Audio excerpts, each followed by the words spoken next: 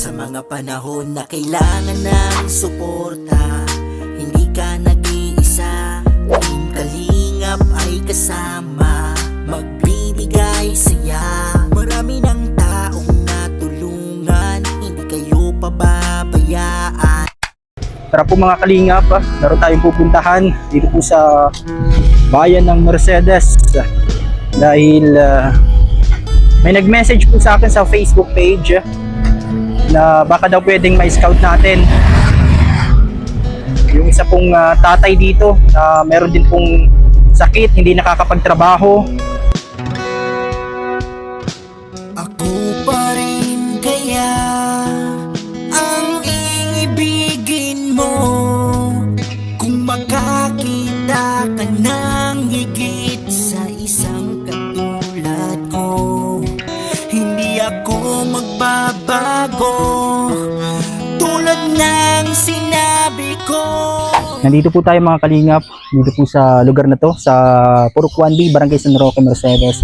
Ito yung mga dala natin dito, may munting grocery dito, mga dilata, bigas. Andito po yung bigas, ito, munting bigas po na ma-share natin sa kanya. Tara po mga Kalingap, dun daw po pala, sa unahan pa po. Dito po sa loob na to, diyan po nakatira. Dito tayo. Ayun yata mga Kalingap. Tao po. Dito po yung bahay ni Tatay Wilfredo. Saan po dito? Yan po, bahay ni Tatay Wilfredo. Sino po si Tatay Wilfredo? Meron po ako ditong dala na munting grocery at bigas. 5 kilong bigas po yun, tapos munting grocery. Oh, thank you po. Para po sa inyo. Ano pong ginagawa nyo ngayon dito? Naglilinis-linis po. Naglilinis-linis ng dito sa basura. bahay. Ano po itong nangyari dito sa bahay nyo? Binagyo? Hindi po, yung pag-alis ko po kasi, nagpunta po ako sa Tagaytay, nagtrabaho. Pagbalik ko po, giniba na ito. Ang nalaman ko, giniba nung magulang nila, na hindi ko naman alam. Dati po, dito kayo nakatira. Siya po. Tapos nung umalis ako, nag-arkila ako ng ng bahay sa dait. At wala nga ako walang mag-aalaga dun sa mga anak ko. Kundi yung anak kong panganay para makapag-aral. Eh ngayon, wala na akong trabaho, wala na akong maibayad sa renta. Kiusap ako dun sa pamangkin ko na doon kung pwede, doon muna kami pansamantala. Tapos yun, di na nakapag-aral, 3 linggo na. Yung dalawa kong anak, si Andrew saka si Kenneth. Ito po, yung dalawa na yan. Yan, si Kenneth. Anong grade na ng dalawang anak po na yan? Yung grade 2, yung isa graduating ng grade 6. Grade 6 na po. Kaso nagtigil.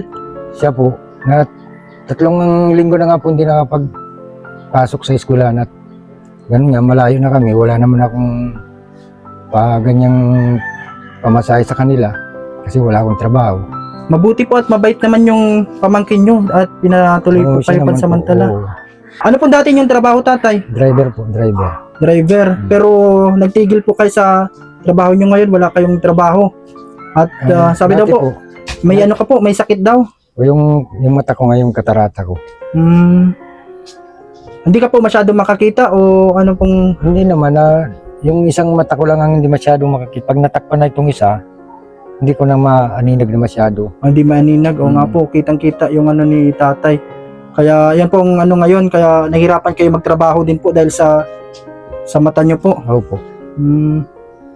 Dubo pa po ito, kaya lang yung bubong ko, butas-butas na pag umuulan, umuulan din sa loob ng bahay ko. Ano po ang bubong nyo dito dati? Yero? Yero po. Yan po, yung mga nandito. Nagkabutas-butas na din po. Ano po ito? Mga bago lang po itong ano o yung dati pa ito? Dati pa po na... Bagong kabit lang po nung pamangking ko. Parang gusto nyo pong ayusin ulit sana. Wala man ang ganyan niya, iningian lang yung mga kahoy na yan. Hiningian yung mga kahoy. Para dito na po sana kayo matuloy sa bahay na ito. Kung mabubo sana.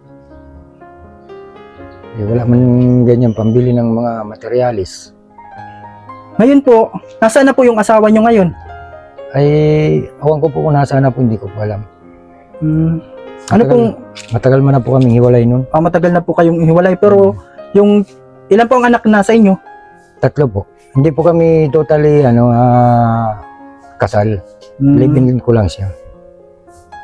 Live-in lang kami. Sa 5 nyo pong anak, yung 3 nasa inyo po. Opo. Yun pong, ano pong ano nyo ngayon? Ano po ang pinagkukunan nyo? Wala nga, doon sa anak kong pangalawa, tatrabaho naman. Nagtutulong-tulong po sa inyo? Tumutulong naman doon sa pamangkin ko. Ang gastusin din pang araw-araw. Mahirap po palang sitwasyon nyo din po ngayon, tatay, dahil hindi kayo nakakatrabaho. Kung meron sanang nag-a-apply naman ako, wala naman parang mailap sa akin yung trabaho. Hmm. So ano pong ginagawa nyo lang ngayon sa buhay nyo dito, tatay? Wala, nandun lang, na tulong-tulong din doon sa pamangkin ko. Ano pong masasabi nyo sa pamangkin nyo? Ay nagpapasalamat ako sa kanya kasi kahit papano, pinagbigyan kami doon ng mga anak ko na doon kami pansamantala naninirahan. Yun lang masasabi ko sa kanya, salamat. Napakabait po pala ng pamangkin nyo dahil kinupkup kayo kasama yung 3 yung anak po. Nandun kayo nakatira ngayon. Opo. Ay hindi ko naman alam na ganun palang gagawin sa akin ng pamangkin ko. Magpasalamat po kayo sa kanya kasi siya yung nag-message po Opo. na Sobra nananawagan ng kunting tulong daw po para baka sakali matulungan daw kayo. Kasi gano'n nga po daw yung sitwasyon ninyo dito. Nasa inyo yung mga anak nyong 3, tapos hindi kayo nakakapagtrabaho dahil sa mata nyo din po. Ilang taon ka na, Kenneth?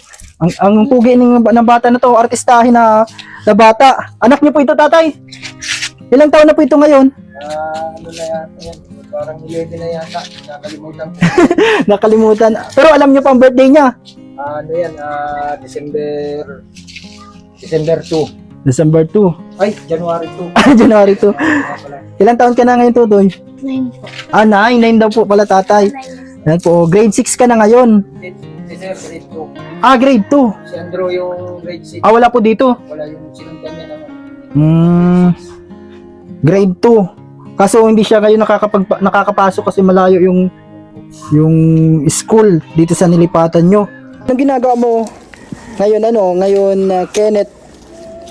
Ngayong hindi ka nakakapasok. Nasa bahay po. Doon sa tinutuluyan nyo ngayon. Ayun. Natulong-tulong ka. Opo. Pero gustong-gusto mo makatapos ng pag-aaral. Grade 2 pa lang siya. Yung isa, hindi nakasama, nandun sa inyo po. Yung kapatid nyo, yung grade 6. Ay, kinuha ng mama nila, kinuha. Nasa mama po nila. Kinuha. At sabi sa akin, papapasukin daw sa eskwelahan. Eh, gano'n naman, nabalitaan ko na hindi naman pala pinapasok. Parang gano'n, ano-ano lang doon sa kanya. Ewan ko, hindi ko alam kung anong ginagawa. Sabi niya, papapasukin daw niya sa school. Eh, gano'n, nalaman ko naman na hindi pala niya pinapapasok. Sayang po, graduating na. Kaya nga po, yun ang pinanghihinayangan ko nga eh. Kaya sana, kung sakaling mapakiusapan ko yung teacher niya dun sa Panda na kung pwede pang makapasok siya kahit ilang linggo pa lang naman eh, magtatatlong linggo pa lang namang yata. Baka pwede pa po kasi ilang pa lang naman. Ano po ang pangarap nyo para sa mga anak nyo? Eh siyempre po, ang pangarap ng isang magulang ni makatapos ang pag-aaral, kung ano ang maging gusto nilang makamit sa buhay nila, di kung may tutulong ako, bakit hindi ako tumulong sa kanila para makatapos sila ng pag-aaral. Opo. Yun yung tanging hangad nyo para sa mga anak nyo po. Opo. Wala naman bagang magulang na hindi mapagandang kinabukasan ng kanilang mga anak. Sa sitwasyon nyo po ngayon, tatay, sa ganitong mga pinagdadaanan nyo, hindi po ba sumagi sa isip nyo na sumuko na sa buhay o kaya Ayun nga, nawawala ng pag-asa? Oo nga, naisip ko na yun. Kaya lang ay naalala ko din yung mga anak ko kasi maliliit pa. Maliliit pa. Yung mga anak nyo po yung nagsisilbing inspirasyon nyo para Opo. lumaban sa buhay. Kahit na ganito, mahirap ang buhay, sitwasyon.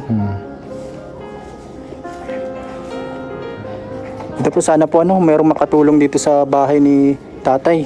Kahit bubong po patuloy lang pong lumaban tatay sa buhay. Opo, opo. Kasi lang po, darating din ng mga blessing po sa inyo, sa pamilya nyo po. Yung mga panalangin nyo po. Kaya patuloy lang pong manalangin para yung mga kahilingan natin Opo. ay matupad balang araw. Kaya manatiling matatag yan sa kabila ng mga pagsubok po. Yan po. Ano pong masasabi nyo po sa mga nanonood ngayon? Ay, di ganoon na kung meron naman na gustong tumulong sa akin, nagpapasalamat na ako kahit ganito ang buhay. Yun, pinaglalaban ko pa rin yung pamilya ko, yung mga anak ko. Yun lang, salamat. Kung sakaling may tumulong sa akin, nagpapasalamat na ako. Anong pangarap mo paglaki mo, Kenneth? Pag nakapagtapos ka, ano ang pangarap mo sa buhay mo? Maging seaman po. Maging seaman? Mahal na mahal mo yung papa mo. Opo. Nasa iyo pala siya na nagtutulong. Ano, saan ang niya dito? Ako sa Procotrope sa may tapat na Gadalas. Doon ako nag-gusto. Nag-aaral ko na sila dati kaya saka walang walang tayo. Pinalis na sila ng ngayon. Ayun, talagang kailangan namin sa amin. Diyan siya nakatira Oo, dati. yan sila dati nakatira. Maayos mo sa amin, kaya tanga. Nung naiwan sila ng nagkasunod. Ako kayo, hindi na rin mapaayos. Yung mga bata, dinagin sila nakaka-ayos ng pag-aaral. Yung isang anak niya na binabinata, nagtatrabaho sa dahil. Salamat sa kabutihan mo sa kanya sa Wala yun. Ano masasabi mo sa mga nanonood? Yun, sana nga, kahit, sana po, kahit pa paano, matulungan yung tito ko para, kahit sa bahay na lang, para kahit pa paano may matulungan silang mag-aama. Salamat po. Tatay Willie, may dala pong merienda si Ay, Lovey Daniela, asawa ko po. Opo, salamat po, salamat. Sinamahan nila ako at may bibisitahin din kami dyan sa may dagat. Opo. Yan po si... Salamat pong marami. Opo. Merienda nyo po yan. Opo, opo. Kasama ko din po yung bunso naming anak, si Brianna. Oo. Yan, sana po may mga tumulong sa inyo dito tatay, kahit bubong at dingding dito sa bahay nyo para dito na lang kayo tumira. Opo, sa CR, saka kahit bumbahan. Manawagan ka po kay Kuya Val sa mga Team Kalingap. Nanonood ka po ng mga vlog ni Kuya Val Santos Matubang. Opo, opo, opo. Opo. Manawagan ka po sa lahat ng mga Team Kalingap. Yan, sa mga mabubuting puso.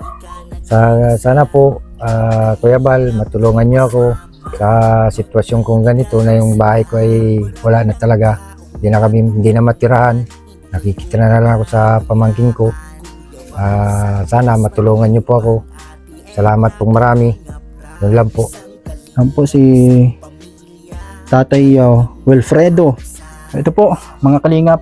Yan, nakausap natin, nakilala natin si Tatay Willie. Ingat po kayo palagi dito, lakasan mo lang po ang loob nyo, Tatay. Opo, salamat.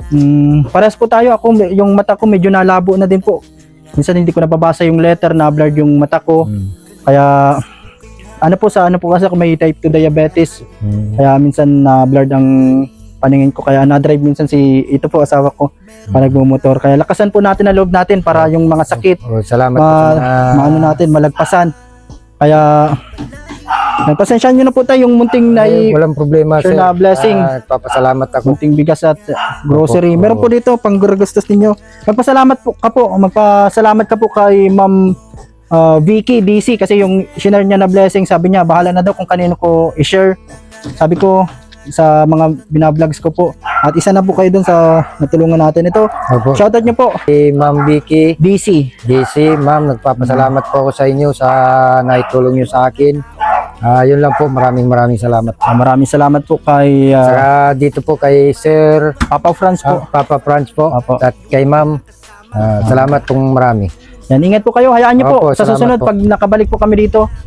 bisitahin po namin kayo dito Opo, pag salamat may po, sir. sobrang blessing at pag may nagpaabot ng blessing. Salamat po sa mga patuloy na nanonood sa aming channel, Papa Franz Vlog Official po mga kalingap. Ito po yung bahay nila dito na sinisimulan nyo po ulit itong itayo. Ano? So po sana ay Ito mga hiningian lang din daw nila to ng pamangkin niya kung sa itong mga pang ano tawag dito? Ano tawag? kukulamber po. Kukulamber, mga pamakwan nito. Yan no, wala nang bubong at Nauga Ito na po. po ito, nauga na ito. nauga na din pala itong ano nyo pa no? Ay nauga na yung bahay nila dito. Kaya ngayon po mga kalingap, nakikituloy lang siya sa kanyang pamangkin. Sana po may mga makatulong din kay tatay. At lalo na to, artistahin. Picture tayo dito. Picturean mo kami nito. Yun, artistahin na bata. Yan si Kenneth. Yan. Sana makatapos sila ng pag-aaral, pati yung Opo. yung mag-graduate na ng grade 6. Opo, sana nga po. Opo. Maningat po kayo dito, tay. Sir, salamat Opo. sa mga payo. Maraming salamat, sir. Yan, salamat po sa lahat po na nanonood sa ating channel, mga kalingap. Papa Franz Vlog Official YouTube channel, Kalingap Papa Franz. Sa buong team Kalingap, kala Kuya Val Santos Matubang, Kalingap Rob, Ate Edna Vlog, sa lahat ng K-Boys at Team Kalingap. Nagpasalamat ka din po. Thank you sa naging ng tulong sa kanyang pamangkin, si Ma'am Rose May. Papasalamat din ako sa aking pamangkin na hindi ko akalain na ganun palang gagawin sa akin na hihingian ako ng tulong. Maraming salamat dun kay Rose May sa pamangkin ko. Salamat po. So, yan po. Mga kalingap, God bless you all po sa lahat. Maraming salamat po sa panonood sa ating vlog. Sana po i-share nyo po ito at para marami pa tayo matulungan kahit sa simpleng paraan po at sa simple way natin na pagtulong po mga kalingap. Bye-bye po sa inyong lahat. Thank you and God bless. Pagsubok ay harapin, lahat ito ay kakayanin. Ano bang hirap ng buhay, merong karamay, lagi mong iisipin, nandyan sila na palagi mong kasama. Hindi ka iiwan, handa kang tulungan. Yan ang tunay na paglingap, handang tumulong, di umuurong.